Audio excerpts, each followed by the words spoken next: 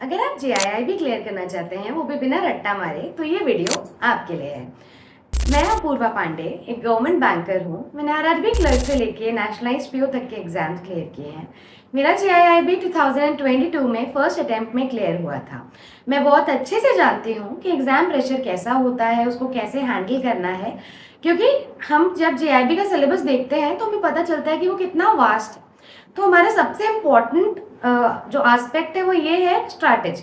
कैसे हम सिलेबस करें, क्या हम छोड़ सकते हैं, किस पे हमें ध्यान देना है जो एग्जाम में आता है। में 4 सब्जेक्ट्स हैं। सेकंड सब्जेक्ट है PPB, principles and practices of banking, जिसकी क्लासेस मैं लूँगी। तो आपको अगर कोई भी डाउट रहेगा उसको सॉल्व करने के लिए, कोई भी क्वेश्चंस रहेंगे उनके आंसर्स करने के लिए हमारी टीम आपके पास हमेशा अवेलेबल रहेगी। क्योंकि हम और आप एक गवर्नमेंट बैंकर हैं, एक फुल टाइम जॉब के साथ जेआईआईबी को प्रिपेयर करना बहुत ही मुश्किल है। अगर हम 100% टारगेट करेंगे तो वो प्रैक्टिकली इम्पॉसिबल सा साउंड करता है, उसको अचीव करना काफ़ी मुश्किल है। इसीलिए हमें बहुत ज़्यादा ज़रूरी है ये पता होना कि अगर कोई हमें प्रॉपर गाइडेंस दे, proper videos, proper PDFs, proper sources से अगर आप पढ़ेंगे तो आपका जेआईबी क्लियर होने के चांसेस ज़्यादा रहेंगे। हमारा जो क्रैश कोर्स है उसमें ना तो सिर्फ आपको वीडियोस बल्कि पीडीएफ कंटेंट्स, डाउट सेशंस और एमसीक्यूज भी मिलेंगे, case studies, real life related. क्योंकि देखिए कई सारा जो हमारा सिलेबस है वो हमारी रियल लाइफ से काफ़ी ज़्यादा रिलेट करता है। अगर आप मेरी क्लास के रियल लाइफ एग्जाम्पल्स याद रखेंगे तो वहाँ अगर क्वेश्चन थोड़ा घूम के भी आएगा तो आपको वहाँ पे आंसर देने में मुश्किल नहीं होगी। याद रखिए जेआईआईबी टफ नहीं है। आप टाइम की कमी को भी दोष नहीं दे सकते, क्योंकि कई सारे बैंकर्स निकाल रहे हैं। अगर हम निकाल सकते हैं तो आप भी निकाल सकते हैं इस एग्ज़ाम को। देखिए, एक proper strategy, proper consistency, proper confidence के साथ अगर आप इस एग्ज़ाम की प्रिपरेशन करेंगे, जो कि आएगा एक प्रॉपर चैनल से जुड़ने के बाद, यानी कि आपको डे बाय डे पता हो कि आपको आज क्या पढ़ना है, क्या नहीं पढ़ना है, उसके हिसाब से अगर आप चलेंगे तो आपके लिए ये रास्ता काफ़ी ईजी हो। तो चलिए स्टार्ट करते हैं कॉन्फिडेंस के साथ, क्लैरिटी के साथ और अपनी प्रॉपर स्ट्रैटेजी के साथ। हम ये गोल रखते हैं कि हम जेआईआईबी मई 2026 में अपने फर्स्ट अटेम्प्ट में क्लियर करेंगे। और बिना देर के चलिए सबसे पहले हम अपना सिलेबस समझते हैं, क्योंकि सिलेबस जानना सबसे ज़्यादा ज़रूरी है कि एग्ज़ाम में आखिर आता क्या है, हमें आखिर पढ़ना क्या है। बिना देर किए चलिए अपने सिलेबस की तरफ चलते हैं। So let's go. तो चलिए अब जेआईबी के बारे में बात करने के बाद हम उसके डायरेक्टली अपने सब्जेक्ट पे आते हैं, जो कि है principles and practices of banking. इसमें है 4 modules, module A, B, C and D. Module A जो है जनरल बैंकिंग ऑपरेशंस, अगर मैं वेटेज वाइज बात करूं तो ये इसका 30% सिलेबस एग्जाम में आता है इसमें से। अगर मैं मॉड्यूल बी जो कि फंक्शंस ऑफ बैंक्स है इसके बारे में बात करूं तो ये 40%, यानी कि this is the most important module of PPB. इसको हम बिल्कुल भी नहीं छोड़ सकते, बिल्कुल भी नहीं। अगर हम थर्ड इम्पॉर्टेंट मॉड्यूल की बात करें तो वो है बैंकिंग टेक्नोलॉजी, जिसमें से 20% एग्जाम में आता है। अगर मैं बात करूं मॉड्यूल डी की, तो मॉड्यूल डी जो है वो लगभग 10% सिलेबस कवर करता है। अगर आप चाहें तो डी को एकदम लास्ट में एग्जाम वीक वाले टाइम पे भी कर सकते हैं, या तो फिर सिर्फ पीडीएफ से या फिर वीडियो को फास्ट करके उसमें आप थॉरो रिवीजन बस ओवरव्यू ले लीजिएगा कि इसका कंटेंट्स क्या है। क्योंकि क्या है, एग्जाम में सी एंड डी से कम क्वेश्चंस आते हैं, लेकिन जो क्वेश्चंस आते हैं ना वो बहुत ही इजी लेवल के होते हैं। तो अगर आपको इजीली मार्क्स फेच करने हैं तो you can get it from module C and module D. लेकिन हमारा जो मेन फोकस रहेगा, क्योंकि जैसा कि आपने देखा है 40% प्लस 30%, यानी कि लगभग 70% of the exam consist the questions from A and B modules। इनको हम बिल्कुल भी नहीं छोड़ेंगे। अगर हम बात करते हैं अपने मॉड्यूल ए की, तो उसमें देखिए मैं आपको एक चीज और बताना चाहूंगी। जो टोटल मॉड्यूल्स हैं, टोटल 4 हैं, 4 मॉड्यूल्स, अराउंड 55 यूनिट्स, जिसमें से 41 यूनिट्स ए एंड बी को मिला करके, अब आप खुद समझ सकते हैं कि जब 55 में से 41 यूनिट्स ए एंड बी में से हैं, तो ए एंड बी कितना इंपॉर्टेंट रोल प्ले करेगा हमारे एग्जाम पॉइंट ऑफ व्यू से। तो अब हम बात करते हैं बैंक, इसमें जो यूनिट्स हैं। फर्स्ट यूनिट इज बैंक का कस्टमर रिलेशनशिप। तो इसको बैंक बैंक की डेफिनेशन, बैंकर की डेफिनेशन, हालांकि वो स्पेसिफिक नहीं है, ये मैं आपको पीडीएफ में पढ़ाऊंगी। बैंक का कस्टमर रिलेशनशिप, बैंक ट्रस्टी के जैसे काम करता है, बेलर बिल्ली के जैसे काम करता है, कब एजेंट बन जाता है, कब लेसर बन जाता है। बैंक जो होता है वो इंडेमनीफाई भी करता है चीजों को। बैंक अपने प्रोडक्ट्स भी बेचता है, सर्विसेज भी बेचता है कस्टमर्स को, इन्वेस्टर्स को, और भी बहुत सारे तरह की जो चीजें हैं वो हम अपने पीडीएफ में कवर करेंगे। इसके बाद हमारा KYC. KYC as a banker आप और मैं बहुत अच्छे से जानते हैं कि कितने ही टाइप के केवाईसी होते हैं आजकल। Re KYC, V KYC, C KYC. तो केवाईसी है क्या? केवाईसी का जो पीएमएल और केवाईसी के जो गाइडलाइंस एक्ट्स हैं उनके बारे में हम पढ़ेंगे। हम बात करेंगे कि हमें रिस्क मैनेजमेंट हम कैसे कर सकते हैं। हमारा जो FATF यानी फटका, फटका आप सब जानते होंगे, उसमें हमें क्या करना होता है, कितनी कंट्रीज हैं, क्या इंपॉर्टेंट गाइडलाइंस हैं, क्या हमारी ऑब्लिगेशंस हैं, और अगर हमने ये सब नहीं किया तो नॉन कंप्लायंस में हमें क्या पेनल्टी लग सकती है। ये सारे ही इंपॉर्टेंट क्वेश्चंस हैं एग्जाम पर्सपेक्टिव से। थर्ड आता है आपका ऑपरेशनल एस्पेक्ट्स ऑफ केवाईसी। देखिए ये तो थ्योरी हो गई। प्रिंसिपल्स एंड प्रैक्टिसेस का मतलब आप समझ पा रहे हैं। प्रिंसिपल्स यानी कि जो बुक में लिखा है, प्रैक्टिसेस यानी जो आप और मैं बैंक में करते हैं। तो केवाईसी का जो ऑपरेशनल गाइडलाइंस है, know your customer, wire transactions, transfers, wire transfers, non wire transfers, central KYC records. CKYC number आपको सबको पता होगा जो कि जनरेट होता है, तो अगर हम उसके थ्रू अकाउंट खोलते हैं तो हमें ऑलरेडी वो डिटेल्स फेच, तो एक रजिस्ट्री बनाई गई है। मतलब ये सब हम फर्दर पढ़ेंगे। अभी हम मोटा मोटा अपना टॉपिक देख लेते हैं कि वो क्या है। इसी तरह से हमारा आगे का सिलेबस जो कि रहेगा operational aspects of KYC, opening accounts of different customers. हमारे यहाँ बहुत सारे टाइप के कस्टमर्स होते हैं, मतलब डे टू डे बैंकिंग से बहुत ही ज्यादा रिलेटेबल ये सब्जेक्ट आपको लगेगा। ऑपरेशनल एस्पेक्ट्स ऑफ डिपॉजिट्स की हम कैसे करते हैं, क्या फीचर्स रहते हैं, क्या प्रोहिबिशंस रहती हैं, हमें क्या करना है क्या नहीं करना है। ऐसे केस स्टडीज भी आती है कि अगर एक कस्टमर है, वो पैन कार्ड लेके आपके पास आता है, तो क्या आप उसका अकाउंट खोल देंगे? अगर आप उसको वापस नहीं भेज सकते तो आपके पास क्या और फर्दर ऑप्शंस है। तो ये सब चीजें हम इनसे पढ़ेंगे। उसके बाद क्लियरिंग है, कलेक्शन है, कैश है, बैंकर की स्पेशल रिलेशनशिप जो रहती है यानी POA, power of attorney, bankers lien, right of set off, right of appropriation, ये सब क्या होता है, ये सब हम आगे पढ़ेंगे। इसके बाद आता है आपका फेमा, फेरा, ये सारे गाइडलाइंस आएंगी। फिर हमारा NRI NRO बिजनेस आएगा। उसके बाद हमारा आएगा फॉरेन करेंसी अकाउंट्स को हम कैसे हैंडल करते हैं, क्या करते हैं, बाहर से कौन पैसा ला सकता है, कैसा पैसा ला सकता है, यहाँ से LRS के अकॉर्डिंग हम कितना पैसा बाहर भेज सकते हैं, क्या नहीं कर सकते हैं, ये सब इसके अंडर आएगा। Cash management services and its importance, कि हम कैसे चैलेंजेस एंड इश्यूज को कोप अप करते हैं। पेमेंट एंड कलेक्शन यानी कि जो भी हमारे नेगोशिएबल इंस्ट्रूमेंट एक्ट्स हैं वो किस सेक्शन के अंडर, सेक्शंस बहुत इंपॉर्टेंट है, इसमें सेक्शंस आते हैं कि चेक किस में है, जो बिल्स ऑफ एक्सचेंज है वो किस में है, कितने टाइप्स के हमारे इंस्ट्रूमेंट्स होते हैं, responsibility of paying bank, collecting bank, इसमें किस किस का रूल आता है, ये सब मैं आपको फ्लो चार्ट के थ्रू पढ़ाऊंगी।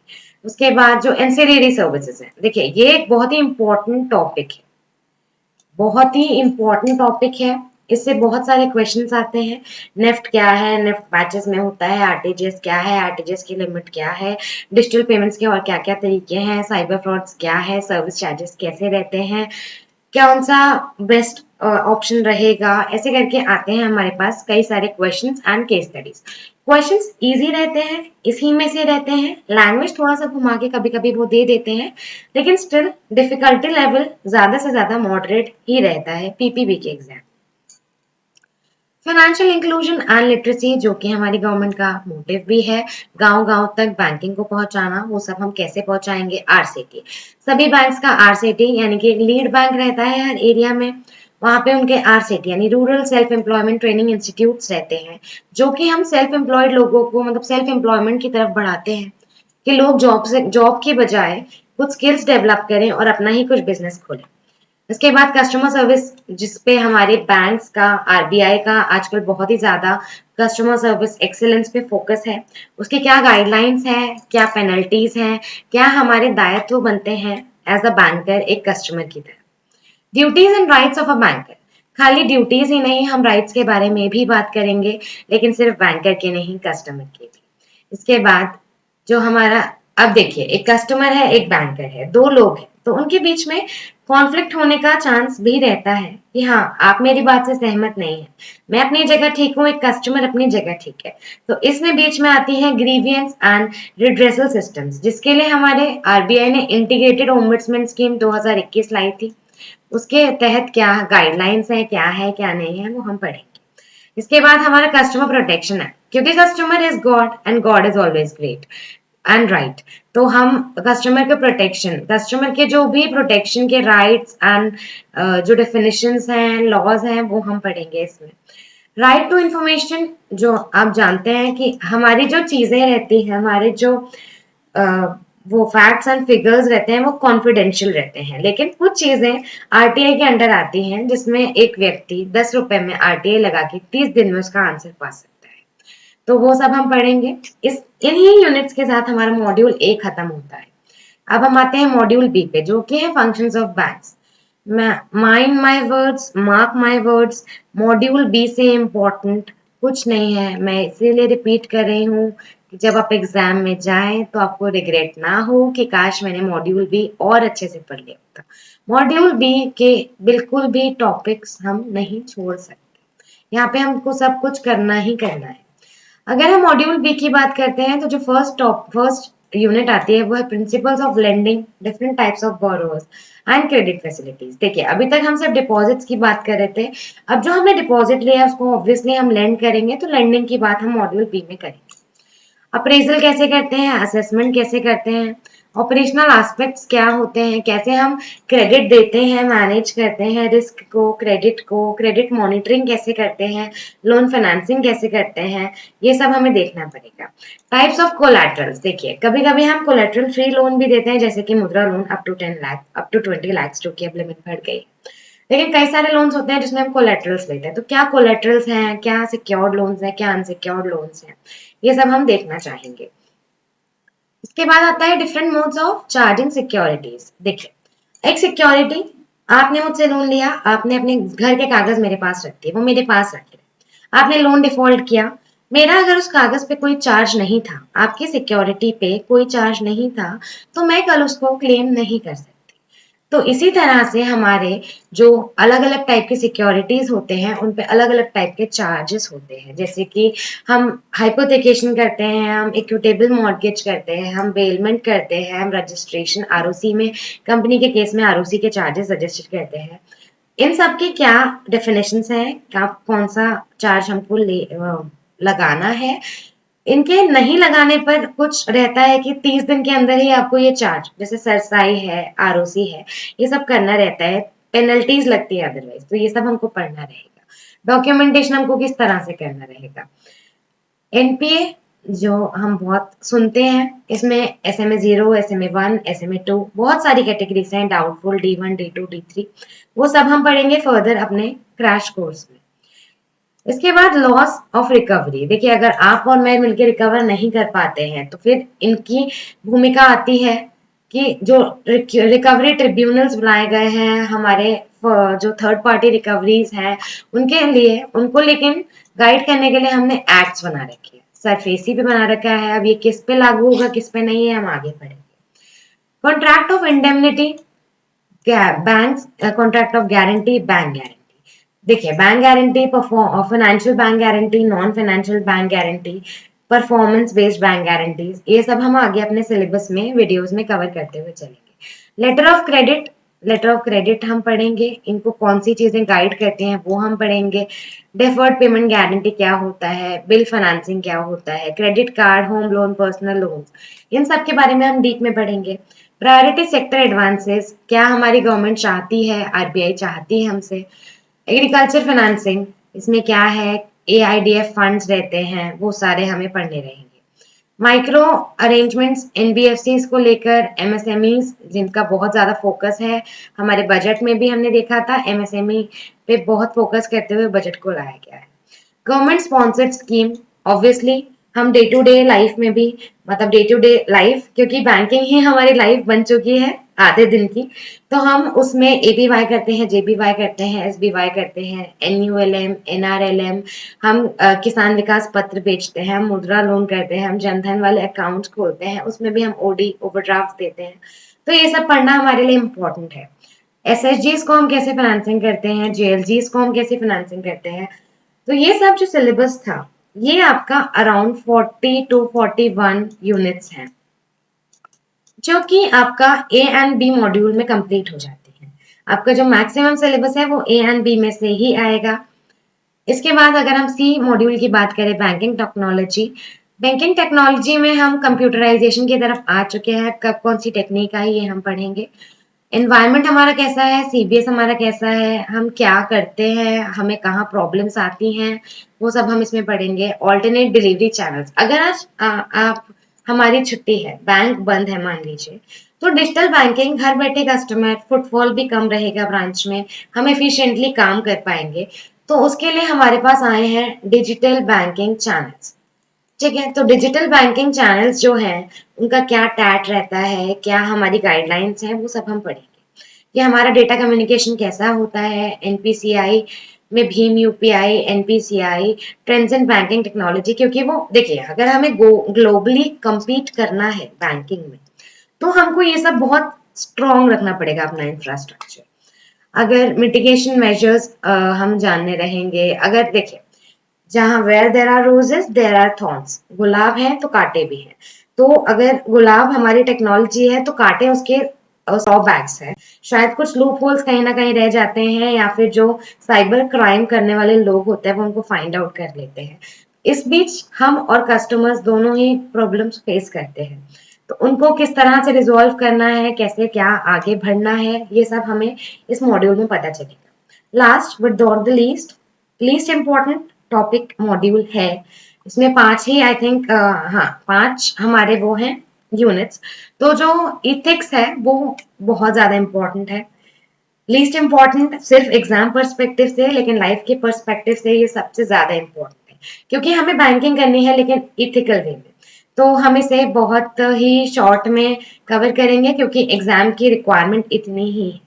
यही रहा आपका चारों मॉड्यूल्स का ओवरऑल सिलेबस। मेरे हिसाब से आप ए एंड बी पे ध्यान दीजिए, 70% टाइम अपना उस पर डिवोट करिए, बाकी का सी एंड डी भी हम कवर करेंगे लेकिन लास्ट में। तो मेरे को लगता है कि आपने इसका थॉरो सिलेबस का ओवरव्यू ले ही लिया है। तो अगर अब हम कल से अपने क्लासेस चालू करें तो आप में से किसी को भी प्रॉब्लम नहीं होगी। क्लासेस के पहले आई वुड रिकमेंड कि आप पहले अपना सिलेबस, ये वाला वीडियो जरूर देख लें, जिससे आपको पता चल जाए कि क्या पढ़ना है, क्या नहीं पढ़ना है, कितना पढ़ना है, कितना नहीं पढ़ना है। So guys, all the best for your exams. हम कल से अपना क्रैश कोर्स का first video unit 1 bank customer relationship start करेंगे। So stay tuned and happy learning.